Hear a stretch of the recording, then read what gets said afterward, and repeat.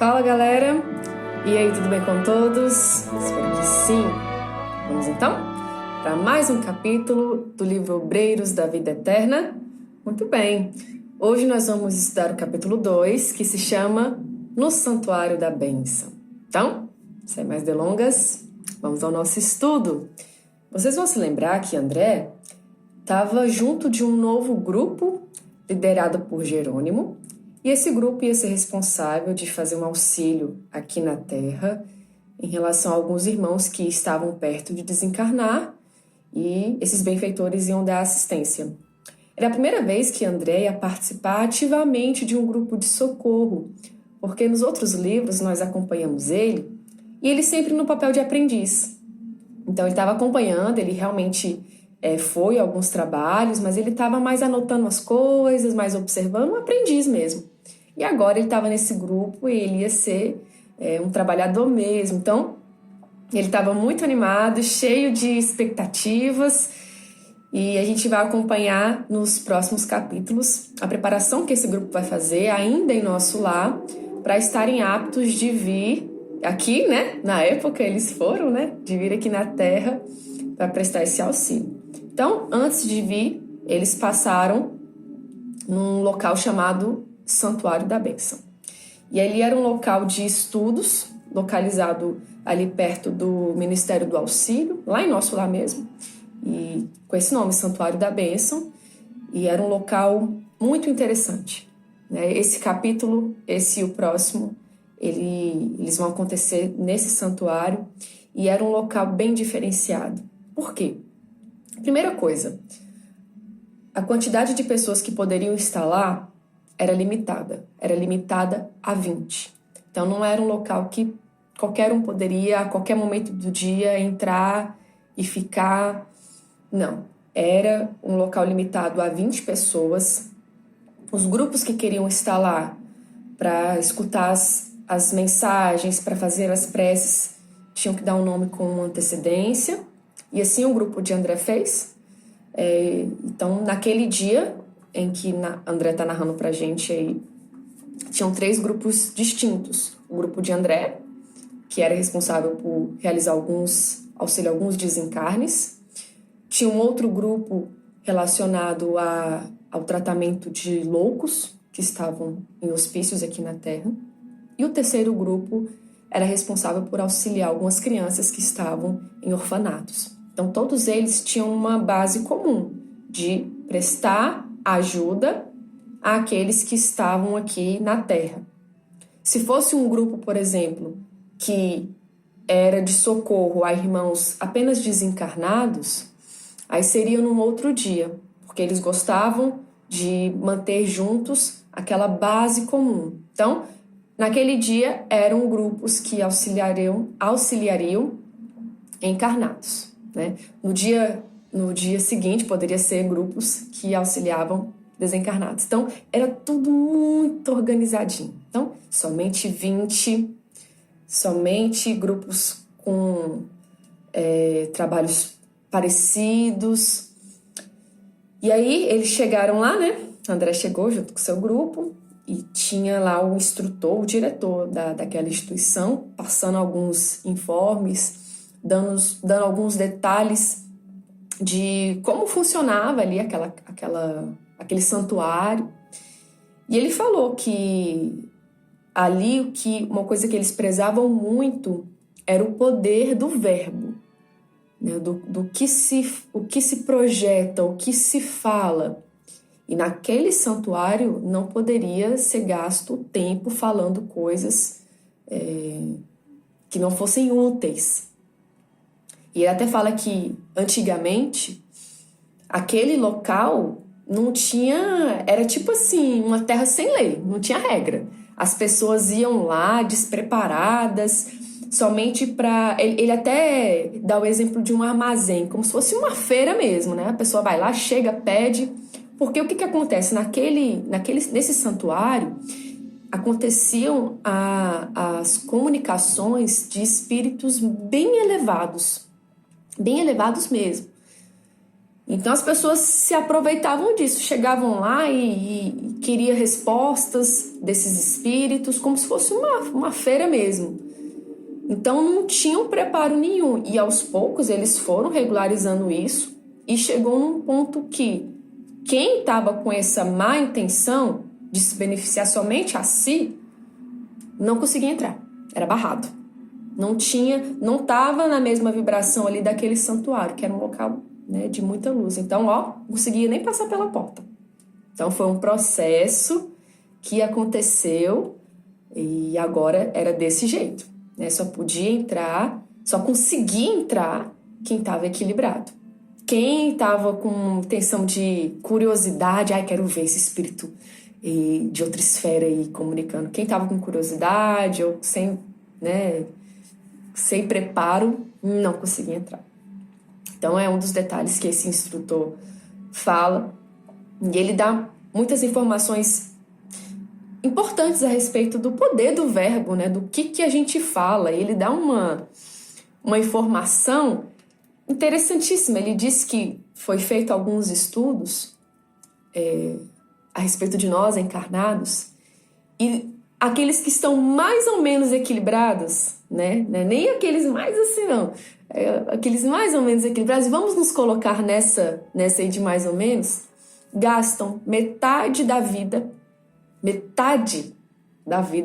do nosso tempo com conversações fúteis. Gente, imagina isso. Olha só isso.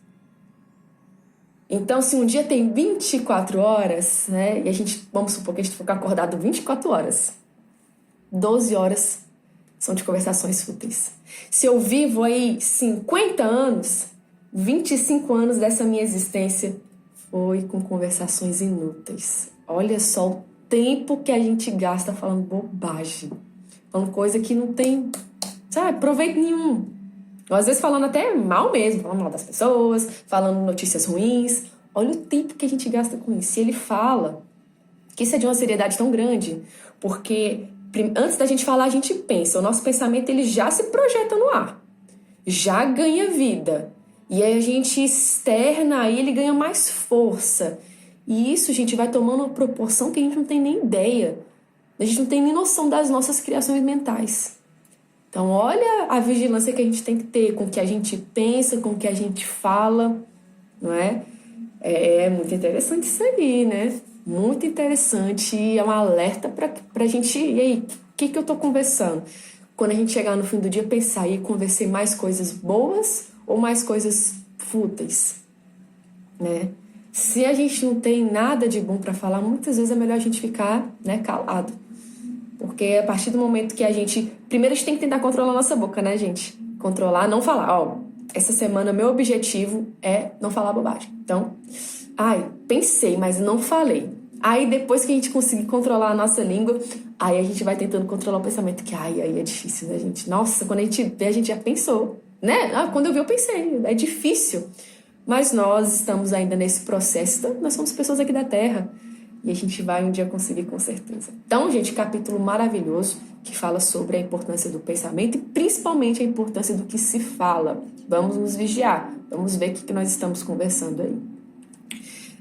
Então, ele fala que ainda faltavam alguns minutos para acontecer a comunicação daquela entidade superior e que eles estavam livres para conversar. Então, depois dessa prévia aí de, não fale bobagem, não tem nem como, né, gente? Ninguém lhe conversava besteira.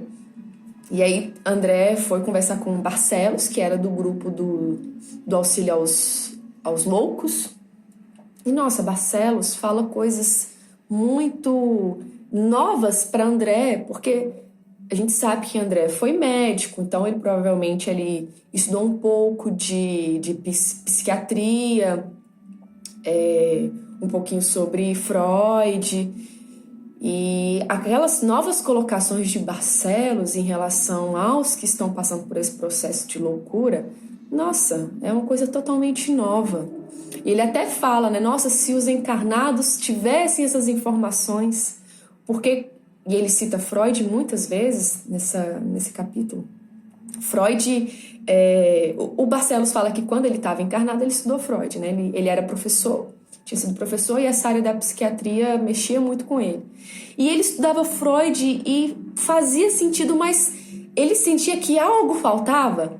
Não, mas tem algo faltando aqui nessas teorias. E o que faltava, gente, para Freud, por exemplo? Era justamente a parte espiritual. Era justamente a parte espiritual. Porque uma pessoa que ele diagnosticava, por exemplo, com complexo de inferioridade, uma coisa que cita muito nesse capítulo, né? Como é que ela, num curto período de existência, já adquiriu um complexo tão complicado como esse? Esse aí a gente vê que é coisa do passado. Então faltou para Freud essa parte espiritual, essa parte da reencarnação, de que, gente, não é só uma existência, a gente está vindo de uma sequência. Então essas chagas, elas ficam na nossa alma. E muitas vezes a gente traz para uma nova existência coisas do passado. Então agora que o Barcelos estava, né, no mundo dos espíritos, ele percebia tudo isso. E ele continuava no seu auxílio aí a essas instituições que recebiam esses irmãos, colocados como loucos. Ele fala que 99% desses irmãos que estavam em hospícios, eram doentes da alma. Eram pessoas passando por processos complicadíssimos de obsessão. Então, era raro ver que era uma coisa só orgânica. Normalmente tinha a parte espiritual ali atuando, né? Um passado sendo espiada, a obsessão. A gente pode jogar isso para outras doenças também. Dificilmente é uma coisa só orgânica. Normalmente tem uma coisa espiritual por trás. E quando eu falo uma coisa espiritual, é às vezes um resgate que a gente tem que passar, às vezes uma obsessão que a gente está passando. É assim. Então, esse irmão Barcelos, ele ia continuar o trabalho dele ali com os loucos, e ele trouxe essas colocações muito impressionantes. E André ficou assim surpreso, ele ficou se lembrando do que ele estudava, né? E o tanto que realmente as teorias eram limitadas. E o Barcelos até fala que ele tinha uma grande... ele tinha como missão particular tentar sensibilizar os médicos para que percebessem que tinha algo além. Não era só aquele diagnóstico ali orgânico, que tinha algo por trás. Porque se eles tivessem essa noção, né, esses irmãos iam ser tratados de uma outra forma. E naquela época, gente, anos 40, como é que os loucos eram tratados? Era aquele choque. Hoje está até um pouco melhor, né? Está até um pouco melhor, ainda não tá bom, não tá o ideal. Muitas clínicas ainda são, né, horríveis. Mas naquela época era aquele choque mesmo. E o Barcelos, ele ficava triste, porque ele sabia que... Ele via a parte espiritual, via que eram obsessões, resgates, e os médicos aplicando choque para tentar resolver alguma coisa que achava que era só orgânica. Então não é, gente. Sempre tem uma parte espiritual aí, nessas doenças. Beleza, pessoal? E aí soa a campainha, informando que era a hora de receber a comunicação daquele espírito elevadíssimo. E essa comunicação vai ter uma particularidade muito interessante que vocês não podem deixar de acompanhar. E a gente vai ver isso na próxima aula. Beleza? Muito bem. Esse foi o nosso encontro de hoje, nossa aula. E se Deus quiser, estaremos juntos na semana que vem.